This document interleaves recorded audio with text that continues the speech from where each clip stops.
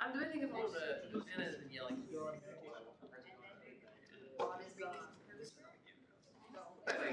It does though. I think it's very good. I currently have. This is the part of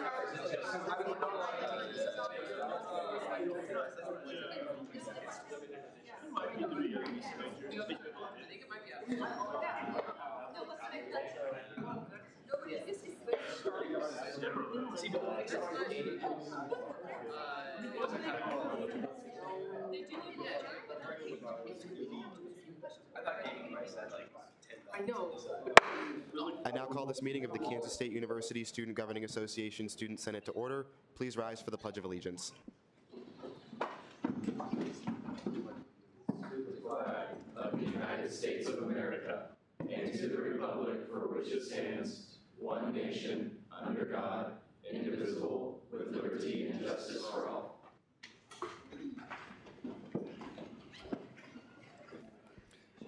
I want to begin our Student Senate meeting taking place on Thursday, November 3rd, 2022, with a land acknowledgement. We recognize that Kansas State University, as the first land-grant institution, stands on the ancestral lands of the Kaw people.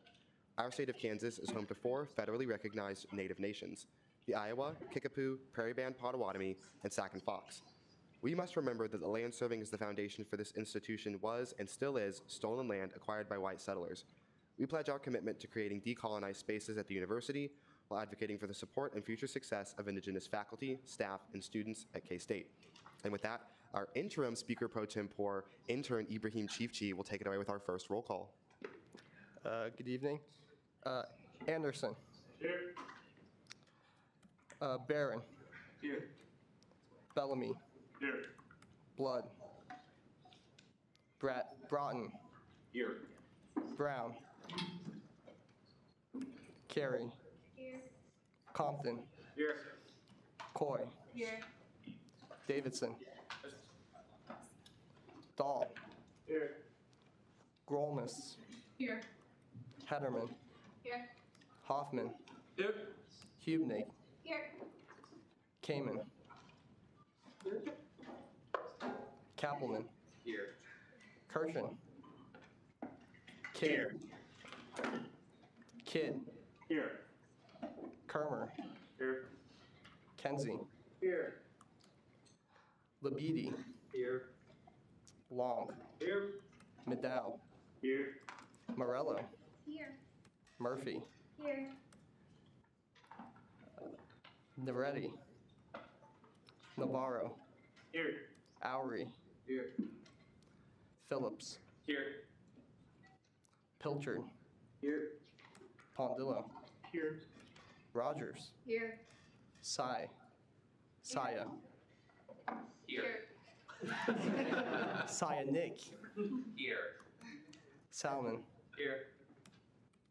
Schweier. Here. Spindler. Here. Stout. Here. Strout. Here. Talbert. Here. Timon. Here. Thomas. Here. Volgamore. Here. Wolf. Here. Thank you. Okay, awesome. Thanks, everybody. With that, we'll go ahead and move into our first open period. Are there any first open period speakers this evening?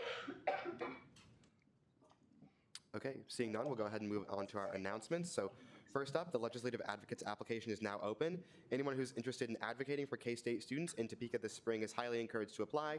The application is due November 16th. If you have any questions, please feel free to reach out to Logan Cohn at Logan's email, and the application can be found at that link there. And then we have our proxy form, so if you're going to be absent from Student Senate, please fill out that link. And so you can have your absence excused. And if you'll be physically absent from Student Senate but still able to attend via Zoom, you can fill out the Zoom request form there. And if you want to give props to someone in Student Senate, you can fill out the Senate shout-out form. And our member of the week this week is Paige Volgamore. Paige has been doing a great job as vice chair of the Senate Operations Committee and recently stepped in to chair her first meeting. Thank you for your hard work, Paige.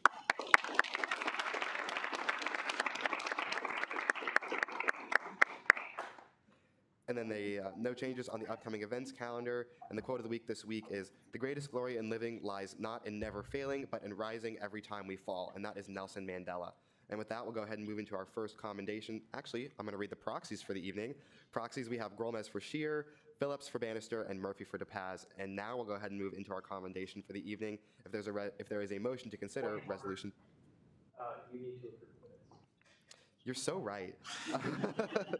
Sorry, everybody. So the minutes were distributed on Tuesday along with legislation tracking information and the agenda. Are there any questions or corrections for the minutes? Okay, seeing none, is there a motion to approve the minutes? Chair Thomas. I move to approve the minutes. Second. It's been moved and seconded to approve the minutes. Are there any objections? Seeing none, the minutes will stand approved. Now we can move into our commendation for the evening. Third time's the charm. So is there a motion to consider Resolution 39? Chair Long. I move to consider resolution 39. Second. It's been moved and seconded to consider Resolution 39. If the author will please come forward.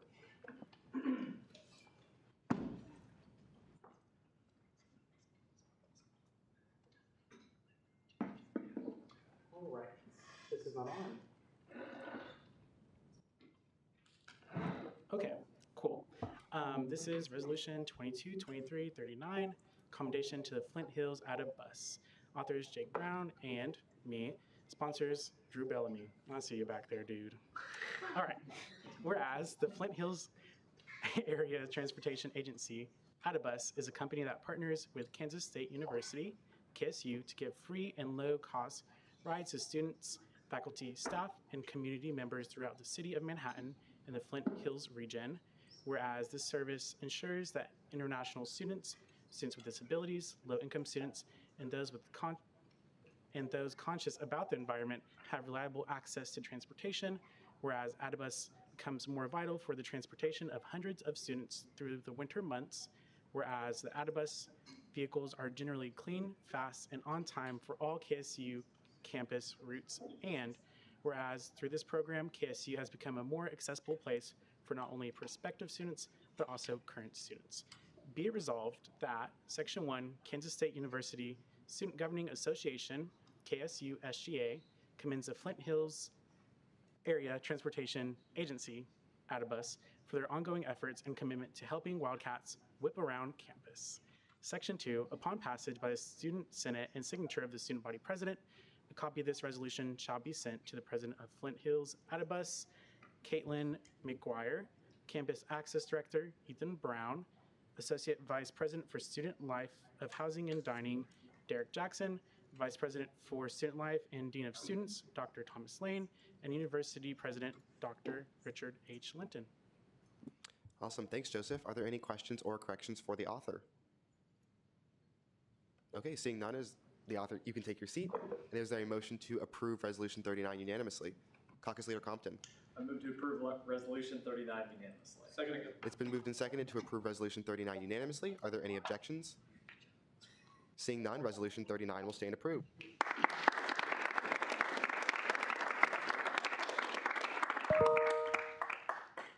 And with that, we'll go ahead and move into our committee reports for the night. So are there any committee chairs that would like to give a report tonight? Chair Phillips.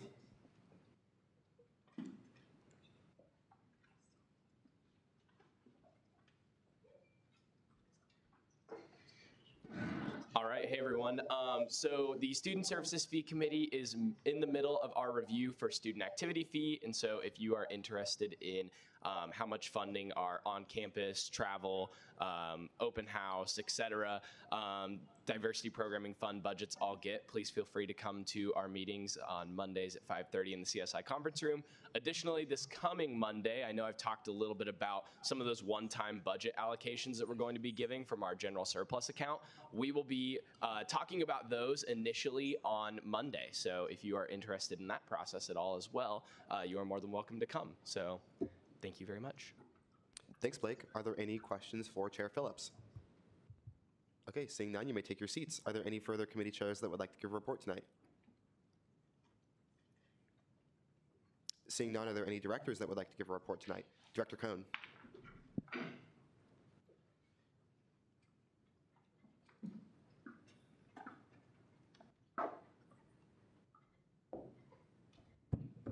Hey, what's up, guys? I'm sorry I have not made it out to a Senate yet.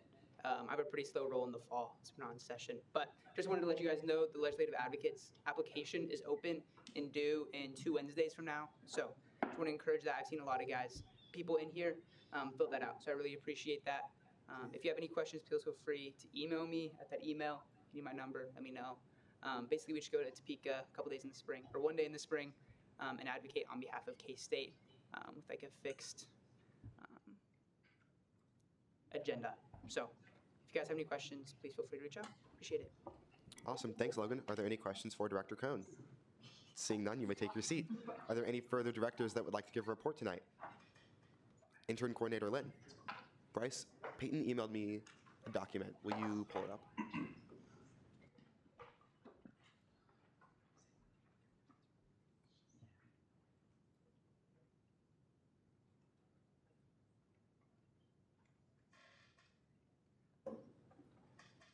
Can you zoom in on like the first two, maybe? Okay. So just while Share that, please. oh. Just while we're getting that piece of things started, as part of my legislative duties as intern coordinator, I'm supposed to give a report after each class of the intern program concludes, just going over some of the things I learned as far as what worked and what did not work for the intern program to improve upon later on. Is it shared or no? Okay, I'll give him a sec then. I texted to him too, so we got his number.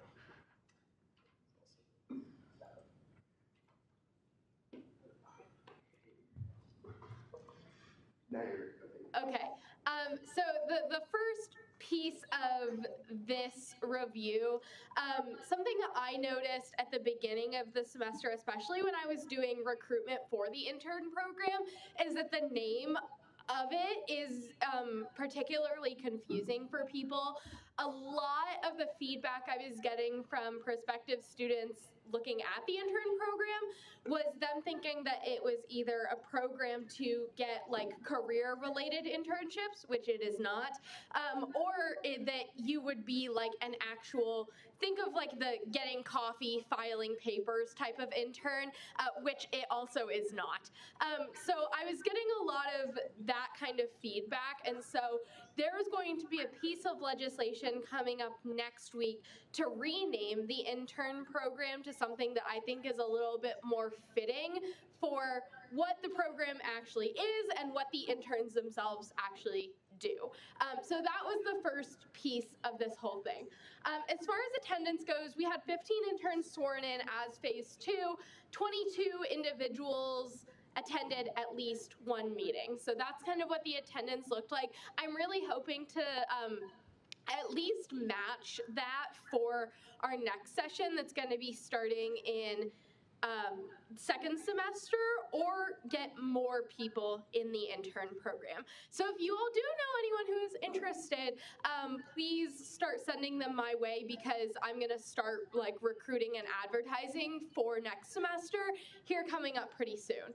And then just as far as feedback from the people that completed the phase 1 of the intern program itself, a lot of positive feedback on like the branch specific presentations that we do. We had Q&A sessions with all of the branch leadership, so I think that that is something that we will continue to keep. Some of the negatives, I think that some of them said that it was difficult to find information about the intern program before it actually started happening. So that is going to be part of my efforts as far as like advertising and recruitment goes, to just try my best to do as much of that as possible. And then, yeah, so 100% of the Phase 2 interns said that they had like a good understanding of SGA and how it works. And then as far as areas for improvement for this next upcoming class, I think we're going to be increasing some of the interactive activities and trying to form a lot more like community. I think that that was something that was maybe lacking with this group of interns as compared to like even when I was an intern a few years ago. And then more information about elections themselves and more in-depth information is kind of what my goals are for this next semester. So if anyone has any questions about the intern program, what I've been doing, you can shoot them my way. Awesome. Thanks, Peyton. Are there any questions for Intern Coordinator Lynn? Caucus Leader Compton. Do you have any teaser on that new name idea, or wait next week for it? Yeah, sure. You can all see it in Org Central, so it's, I guess it's not really a secret. But the one that we have kind of landed on with all of the like discussions that I've had with people is the KSU SGA Emerging Leaders Program. Thank you. Yeah. Any further questions or comments about the name? Anything? Okay. Thanks, Peyton. Are there any further directors that would like to give a report tonight? Okie dokie. Seeing none, we'll go ahead and move into approval of the allocations. So first up, we have Bill 53, which is the 2022 fiscal year 2023 student allocation to the Bridges International. They requested 1,000 and they were recommended 1,000. And then we have Bill 54, which is the fiscal year 2023 student allocation to the Structural Engineers Association of Kansas and Missouri, Kansas State University Student Chapter. They requested 1,000, they were recommended 1,000. Is there a motion to approve the allocations? Chair Long. I move to approve the allocations. Second. It's been moved and seconded to approve the allocations. Are there any objections? Seeing none, the allocations will stand approved. And with that, we'll go ahead and move into final action on Bill 55. If the author will please come forward. Bill 55 was referred unfavorably from the Senate Operations Committee 3-2 to 0.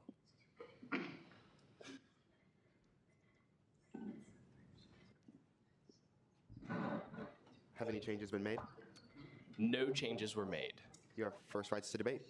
Awesome. Thank you all very much. So just as a reminder, this legislation changes some of our group chat rules in elections and essentially calls group chats fair game for campaigning. Currently, the rules and regulations around this are really not super specific and are really confusing, or almost too specific in a way, because they currently say that you cannot campaign in any group chat that is of academic or advising nature. Well, we all go to K-State, so theoretically anything could be of an academic or advising nature. And so every year this causes confusion amongst all of our campaigns, which at least I've seen in my time here. And so this was a simple change that I put forward so that we can debate on this and ultimately hopefully simplify some of our elections process. So for those of you, I would strongly encourage you all to pass this legislation for multiple reasons. Number one, it will still be up to organization presidents, or each organization, they can set their own policies for group messaging in their group chats. You know, their student organization presidents, they can say, you know, no solicitations in a group chat, or whatever case scenario. So organizations still have the ability to limit, if you want to call it spam. But additionally, I don't expect there to be spam in group chats. I think for all of you who have sent messages in a group chat before, who have campaigned, know that you're going to send maybe 3 messages in some of those bigger group chats per year. The first of which is going to be when you launch a campaign. that makes sense. Letting people know that you are actively going to be campaigning, seeing if people want to help out, especially for presidential campaigns. The second message that you'll probably see is when the polls open. That's a really great reason to send a message, as we want people to get out and vote. The final message that you're probably going to see is probably about an hour or two before polls close, just reminding people that voting is open, and if they haven't voted yet, to get their vote in. Folks, I think that the worst possible thing that happens from passing this legislation is that Student Senate is going to get more recognition, and it's going to be more knowledgeable on campus about SGA. Sending more messages than we do right now is not necessarily a bad thing. I don't think that we are going to see a crazy amount of spam. This just clears up a lot of the different rules and regulations that we see right now. So I would encourage you all to think about either when you ran, if you were appointed to Student Senate, how much you knew about SGA. Some of you, that was a decent amount. Others of you, maybe you didn't know a whole lot. I think by passing this legislation, we are going to see more people on campus know what SGA is and who we are and what we do by getting involved in our elections process. Our elections each year have traditionally a pretty low turnout. You can call it 10 to 20% of our student body on a given year, and we would certainly love to see that increase. And so I think by passing this legislation, you're just going to see the word out there more. You're going to have the link to vote more, and so you're going to see more people voting and getting involved in our processes. So that is why I would encourage you all to vote yes. I don't really see any negative to this whatsoever, because you can mute group chats if it does get spammy. Organization presidents can also put limits on what can be sent in their own group chats. We don't need anything in our governing documents limiting what people can send in group chats, except for over official K-State listservs. So with that, I would strongly encourage a yes vote. Thanks, Blake. Seeing as that was debate in the positive, we are now seeking speeches in the negative. Caucus Leader Bellamy.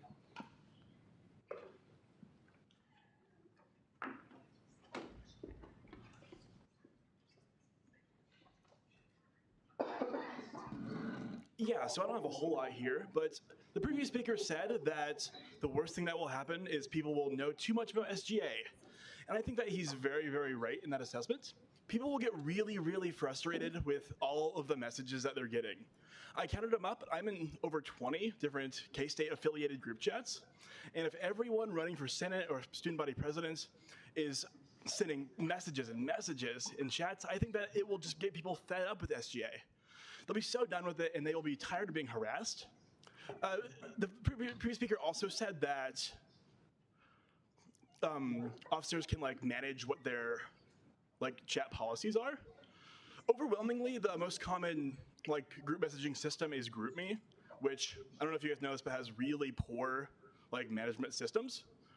And so people will be able to send that, and the only way to prevent them from doing that is to actually remove them from the chat. And there's no other formal way of doing that.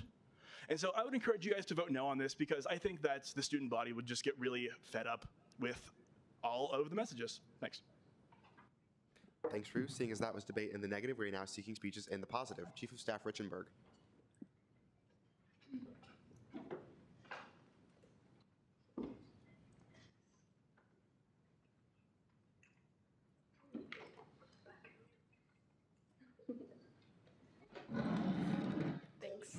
Thanks, Drew, for that. So I quickly want to come up here and just give some background as somebody who has ran a campaign before. Most of you all know I ran for student body president against Parker and Jeff last year alongside Peyton. And one of the issues that we kind of came about is a lot of these issues that are being brought up today. I personally just don't think they're equitable.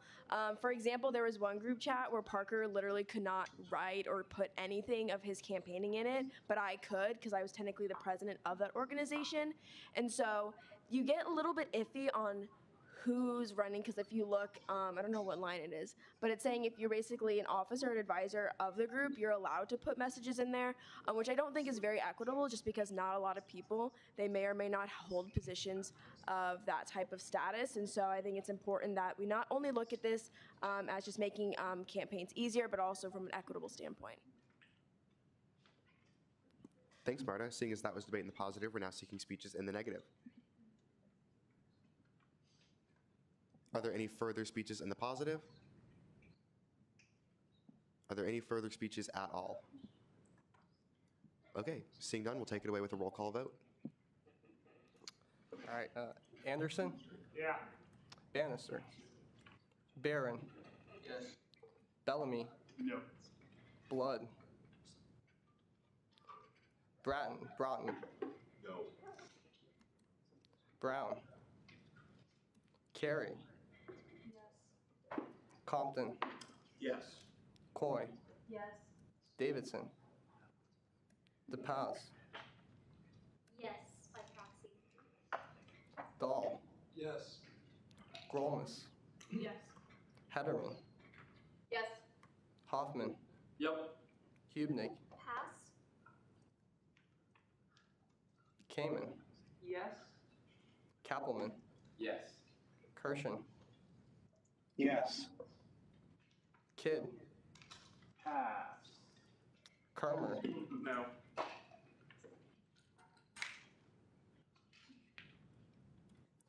Kenzie, Yes. Labidi, Yes. Long, Yes. Maddow, Yes. Morello, Yes. Murphy, Yes. Naretti, Navarro, Yes. Oury, Yes. Pelton, Phillips, Yes. Pilchard, Yes. Pondillo, Yes. Rogers, Yeah. Saya Carly, Yes. Saya Nick, Yes. Salmon, Yes. Shear, Yes, by proxy. Schweier, Yes. Spindler, Yes. Stout, Yes. Strout, Talbert, Yes.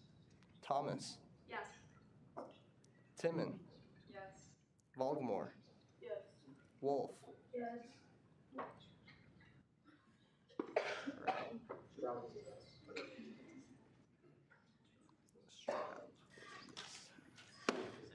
All right, we'll go back. Hubnik, Yes.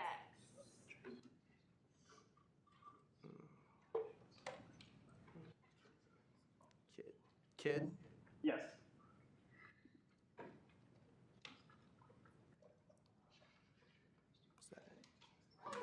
did I miss anyone? All right, thank you. Oh, yeah. Bill 2355 passes 40 to 3. Is that right? All right, thanks. Awesome, thanks everybody. So seeing as that was our last final action item from the evening, we'll go ahead and move into introduction of allocations if there is a motion to consider the allocations. Chair Long. I move to consider the allocations. Second. Okay, so first up and only up, we have Bill 56, which is the fiscal year 2023 student allocation to Kansas State University Student Chapter of Golf Course Superintendents Association of America. They requested $1,000, $3,000. I didn't catch that error. I will fix that error. They requested $3,000 and they were recommended $1,000. Are there any questions for the allocations? Okay, seeing none, we'll go ahead and move into introduction of legislation for the evening. If there is a motion to consider Resolution 40. Caucus Leader Kidd. I move resolution 40. Second. It's been moved and seconded to consider Resolution 40. If the author will please come forward. All right. Resolution 22-2340, transfer of funds from Lafine surplus to general surplus request. Authors Blake Phillips, sponsors Evan Porter and Parker Volgamore. Whereas during fiscal year 21, Lafine Health Center student services fee operating budget was reduced by $500,000 due to Lafine Health Center receiving $500,000 in COVID-19 relief funds.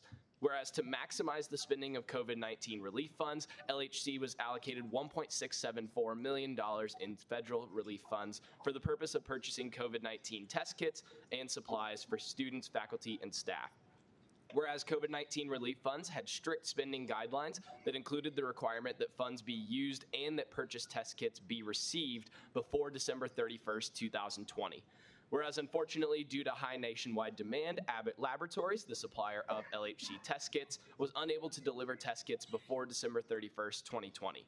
Whereas in lieu of using the $1.674 million on test kits, Kansas State University Kansas State University Administration and Kansas State University Student Governing Association agreed to temporarily move the $1.674 million from LHC's SSF operating budget to a new LHC surplus account to adequately reimburse LHC for test kit expenses and have a net zero impact on surplus if LHC ordered $1.674 million in test kits.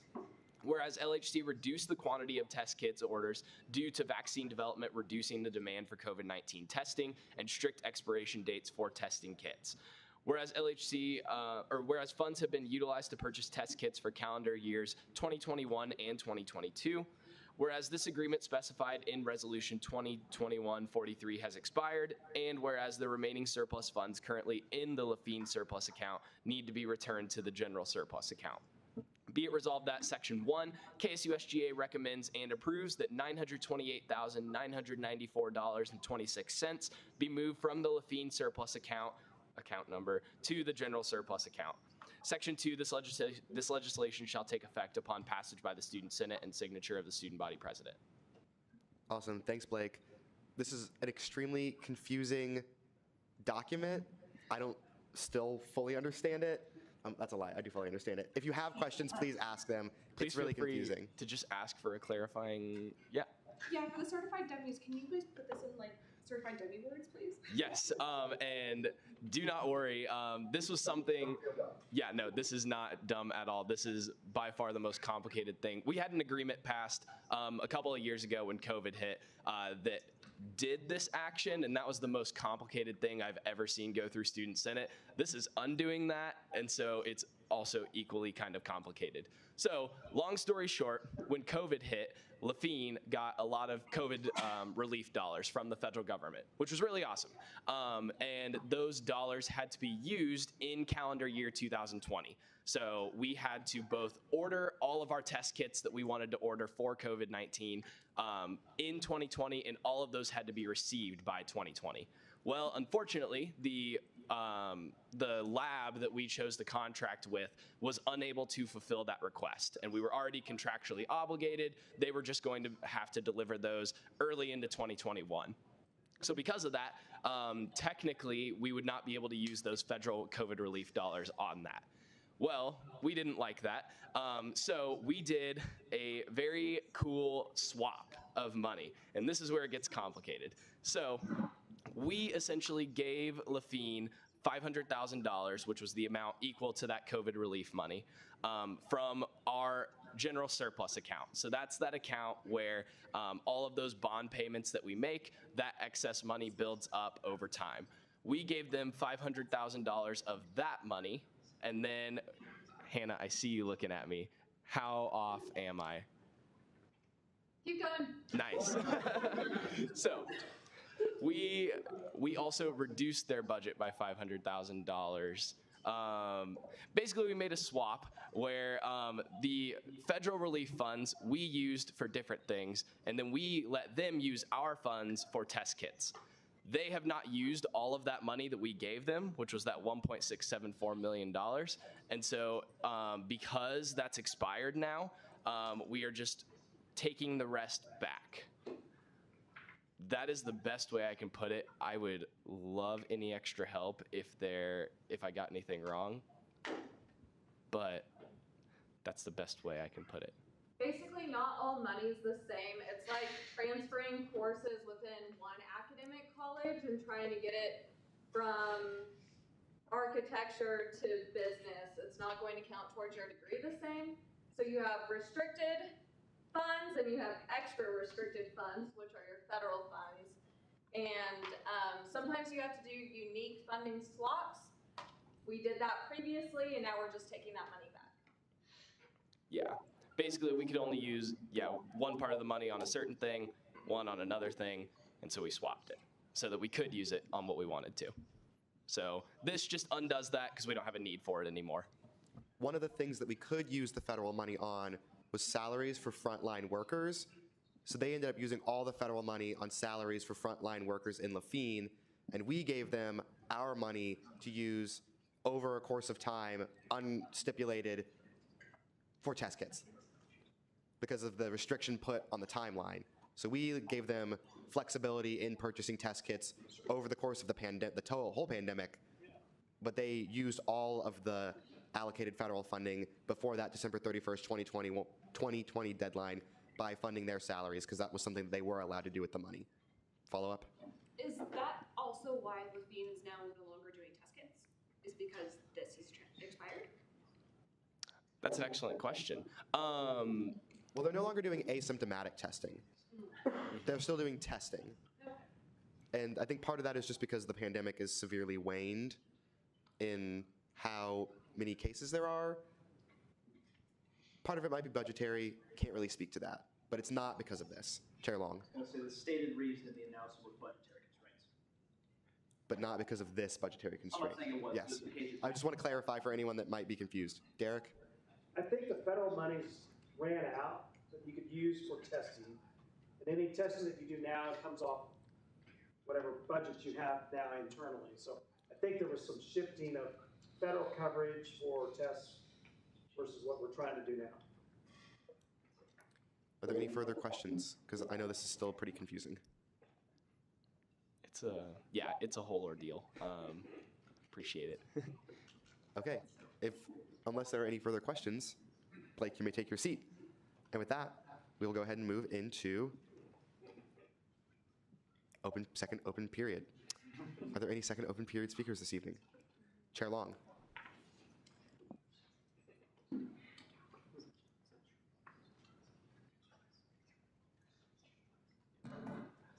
The applications for any travel or on-campus event or sports club events all close on Friday at midnight. So if you know groups that applies to, please let them know.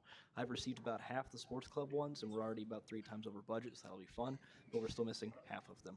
And then open house opened yesterday, so if that applies to you, also that is now open. When do they close? Friday at midnight. Next Friday or tomorrow? Tomorrow at midnight. Are there any further questions? Seeing none, thanks, Jacob. Oh, Jeremy? Sorry, would you say open house? Open house, the SGA funds for that, the application for that opened yesterday. Okay, thank you. Are there any further questions? Okay, seeing none, thanks, Jake. Chair Phillips? I was trying, I'm sorry. When does the open house application close? First Friday of December. Is that the second? I believe the second, yeah. Yeah. Thank you. Are there any further questions? Okay, seeing none, leaving Jacob, sit this down. time. Thank you. Are there any further second open period speakers? Caucus Leader Kidd.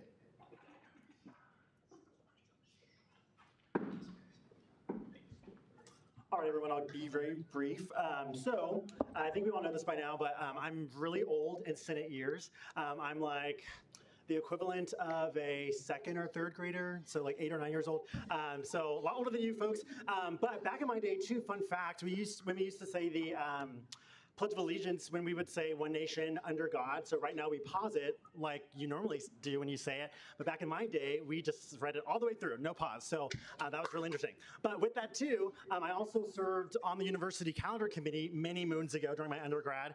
And at that point, when we have our fall break, right now it's a week-long experience. But what it used to be like for my undergrad, before I was on the committee to change it, we had off a random October Friday to Tuesday, and then we finished up the Wednesday, Thursday, Friday of that next week. So now what we know it as today has just been one full fall break off right before Thanksgiving. We had a meeting today with the registrar, financial aid, a lot of other folks from other pieces of campus, and a discussion item that someone brought up, a faculty member, was that students, due to mental health, primarily mental health, some other things too, but due to mental health, students are wanting to, in a way, go back to how we had it many years ago with having off a random Friday to Tuesday in October, and then having Wednesday, Thursday, Friday off of the actual week of Thanksgiving. I chimed in and said, that's not accurate. I'm not sure who you're talking to, but your students are different than my students. So I just said that when I have conversations about that, I get different feedback from the group. So I'd be remiss if I didn't take it to Senate to kind of do a quick Insta poll to see what we all thought. So if we can all do me a favor, close your eyes. Close your eyes. I don't want you to be impacted by other people's decisions. So raise your hand if you like how our current academic calendar is structured, in which we get the full week off of Thanksgiving. Raise your hand. You only get one vote, so don't do this whole two-hand thing. Okay, cool, thank you. now raise your hand if you would like a smaller break in most likely October, along with a few days off in November for Thanksgiving. Okay, you can put your hands down. You may open your eyes. Thank you for this Insta poll. It's very helpful. I'll be sure to take this back to the committee. So have a good night and go Cats, unless there are any questions. Yeah, Senator Heatherman. My understanding is that when the calendar committee issue of switching fall break came up, it was because we were in session more days than we were required to be by the Board of Regents. And so we were like, just give us the extra day. But faculty are not crazy about changing their lab schedules. So we did not go that route, but we had more days of instruction than we needed to. And that's why the advocacy for extra fall break in October. That is correct. And on top of that, too, one thing we talked about was that our next calendar update is due to the Board of Regents by January 19th, I think, of 2023. And so if there were to be any changes, we could still push it through to KBOR, but we would just have to do things a little bit differently if we wanted to adjust the calendar for future academic terms. So the other update I'll share, too, thank you for that comment, by the way. The other thing I'll add, too, is that K-State is looking into turning our 12-week summer semesters into 10 weeks for the summer. So if you've ever taken a 12-week summer class, you would have had probably end of May, June, July, and maybe like a little bit of August. So right now, we've been looking at a lot of different things data-wise. I think out of the 6 Regent schools in Kansas, we're I think the only one that still has a 12-week summer semester. Everyone else has already adjusted to 10 weeks. So we're looking into doing that. I'm part of a new working group to explore that further. So if I have any other updates from the calendar committee, I'll be sure to let you know. Go Senate. Senator Hubenig. What does changing to a 10-week summer do to our, I guess, fall and spring semesters? It does nothing, but that brings up a good point too, of that with how the 12-week summer semester ended and when the fall semester started, there was some controversy over those end dates and start dates, whereas I was told from financial aid that if the Department of Education, like the government, were to audit that, they'd be very upset with how we had that structured. I don't know. I joined the meeting late, so was with students, sorry. Does that help answer part of your question? And with that, I think I can defer to Dr. Jackson in the back. Well, the financial aid, when your classes end in August and then start in August, there's an overlap period. You can't have summer aid and fall aid over the same calendar time period. And that's what they're trying to clean up a little bit of this. That's the reason. Listen to him. Yeah. Cool.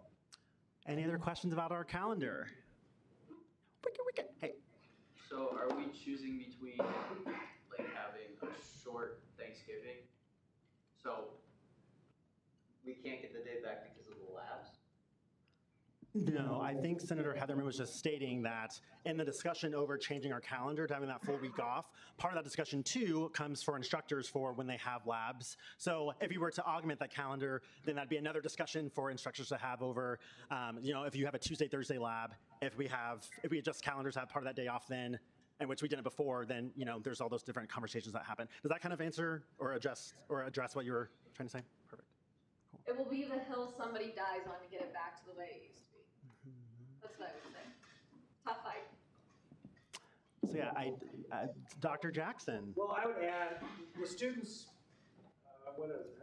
3 years ago, 4 years ago when this came up again, were really adamant about having a time period in October to have a little bit of a break, mental health break, get away, and the capacity of the calendar is already there.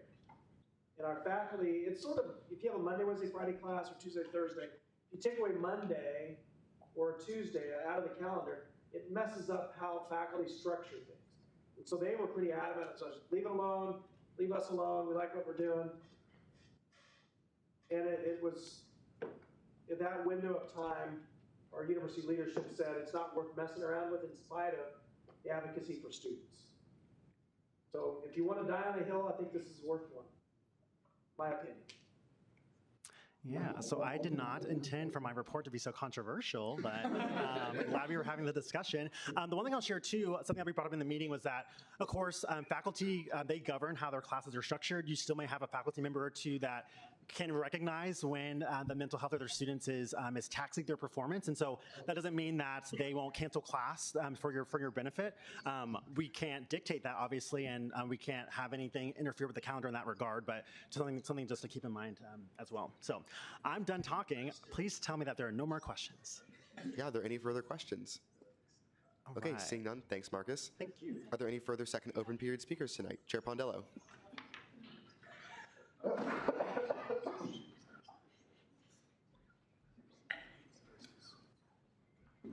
All right, hey guys, I just want to focus your attention to the comment made by Amy Lee up there, such a queen, talking about the big table. CSI is a place for students, especially student government, and we really appreciate the big table back in the CSI room. Also, one other thing, do not forget, please do not forget to vote on Tuesday. It'll be super fun, super fresh. If you're registered, cool. If you have your mail-in ballot, mail it. Please do something. That's it. Caucus Leader Kidd. Can you explain the history of the table, as in where it was before, or why it left? Yeah, so as a transfer student last year, it was like my first year here. Got into SGA. The big table brought in so many memories, so many people towards the table. You could eat at the table, so much room, so much life. Unfortunately, the table went away. But we recently just got it back due to Amy and her persistence. We love a queen. We love a queen. And so like people can eat together, so much room. She even designed it to like be more of a vibe. Yeah. Yeah, it's a table. It's a big round table that seats 6 people. Over the summer, it was moved and replaced with a small table that seats 4 people. Small round table. Now, big round table with 6 chairs is back. Bringing it back. Caucus Leader Kidd. Where's the small table? Is it still there too? It went back where the big table was. So for anyone that understands the architecture of the CSI, there's an empty office right by the back door.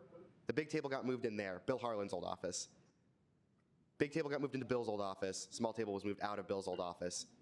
Now the opposite is true. Big table was moved back out of Bill's old office. Small table was moved into Bill's old office. Any other questions about the table? I'm happy to answer. Okay, seeing none, are there any further questions about anything Joseph shared? Okay, seeing none, thanks, Joseph. You may take your seat. Are there any further second open period speakers tonight? Senator Salmon. Bryce, RJ emailed me a flyer. If you could pull it up, please.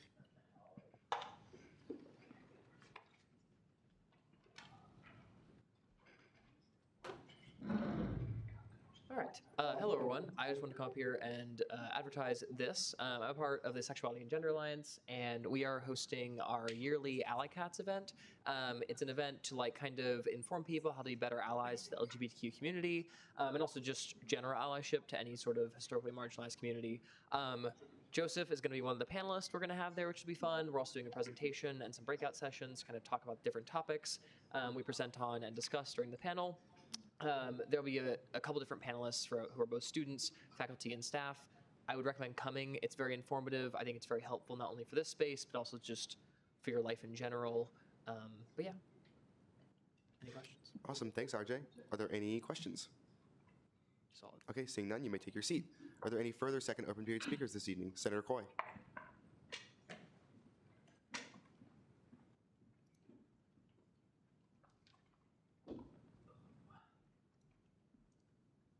Okay, I'm just gonna make this really quick and really fast. I just wanted to come up here and inform you all, if you haven't heard, UPC is bringing country on campus to the Union next Friday, November 11th.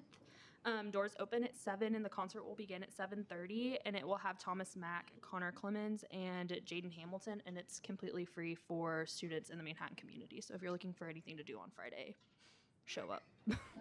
Awesome. Thanks, Riley. Are there any questions?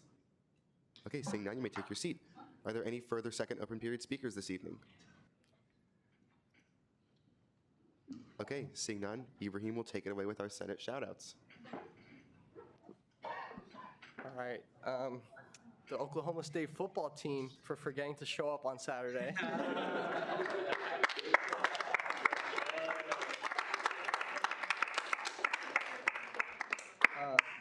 This one is just for you, Ibrahim. You're killing it.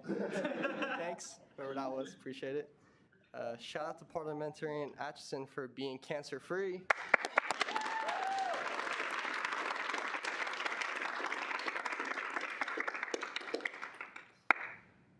Peyton for doing a lot of work as an intern program without any compensation. Say woo woo! Shout out to Amy for always showing up on Zoom and bringing back the big table to CSI. Looking forward to our next allocation to the Future Tennis Racket Handle Diamond Encruster Association. Sounds like Evan got a cold from recording his rap track. Get better soon, buddy. Me to being such a cutie up there. Aw. Appreciate it. Heart eyes. Whoever that was, I will return the favor. My name is Ibrahim, and I'm a big Real Madrid fan. It's not true. If you're into soccer, I love Arsenal. I don't like Real Madrid. All right. Yep, thank you guys. Awesome. Thanks, everybody. So seeing as we have exhausted our legislative, oh no, we already exhausted the legislative agenda. What am I saying?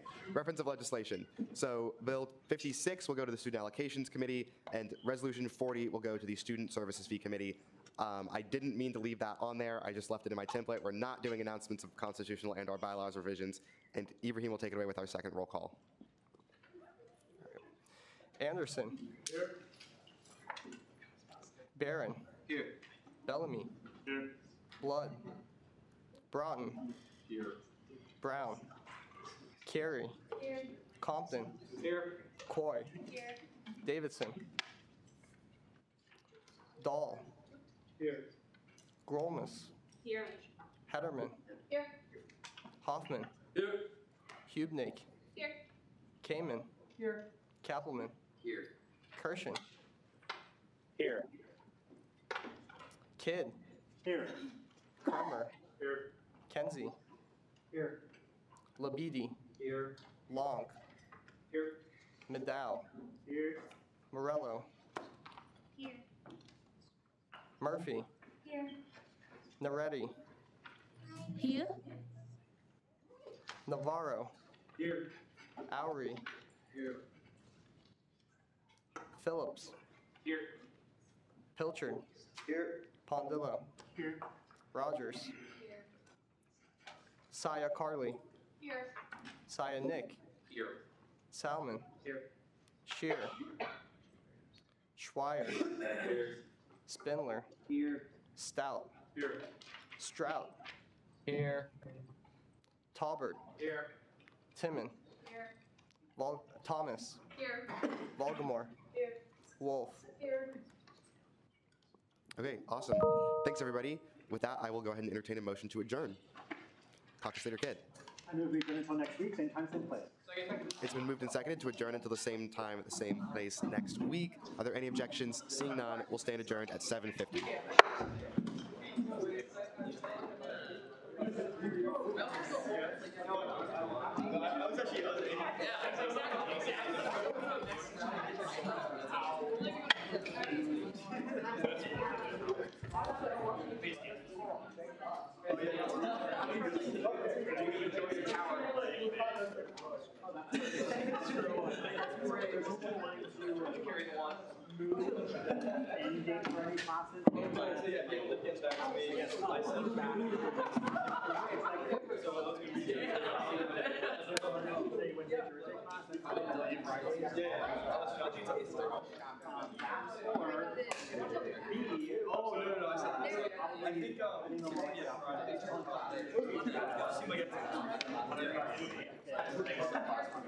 So, opposed me more, it could be like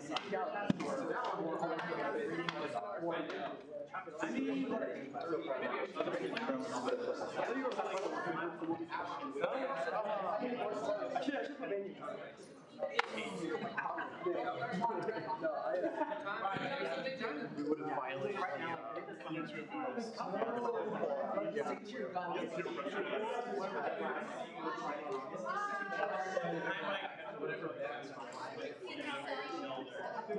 It looked cool. I like it. I don't think we broke it. I don't think we made it. No, I